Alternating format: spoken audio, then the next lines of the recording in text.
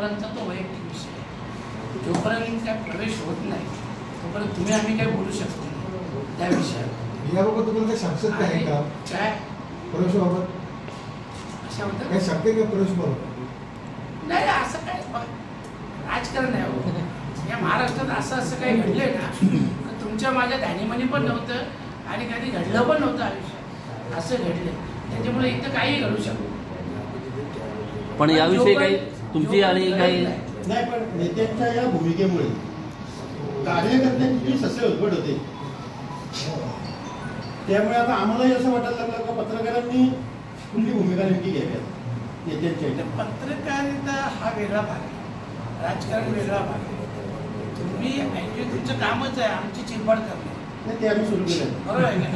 तर तुमचं कामच आहे आणि त्याच्याबद्दल एखाद गोष्ट तुम्ही सत्य बाजू मांडली तर आम्ही पण वाईट वाटण्यासारखं काही नाही, बरोबर आहे का नाही? कारण आम्ही ज्या जागेवर बसलो आहे आमची एक जबाबदारी, आमचे कर्तव्य आहे आणि लोकांची बांधिलकी आहे आमची, आम्हाला ते करायला पाहिजे।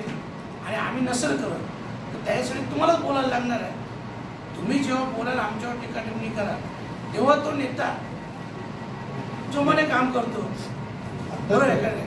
भाजप सुभाष पवारांच्या भाजप प्रवेशाची चर्चा चालू आहे, या वेळेत तुम्ही काही सुभाष पवारांची वार्तालाप केला काय, चर्चा केली काय?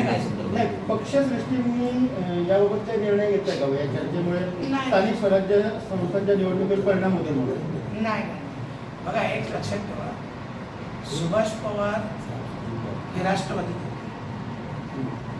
मागच्या जिल्हा परिषदमध्ये 10 राष्ट्रवादीच्या आल्या, बाकीचे 26 शिवसेनेच्या आल्या।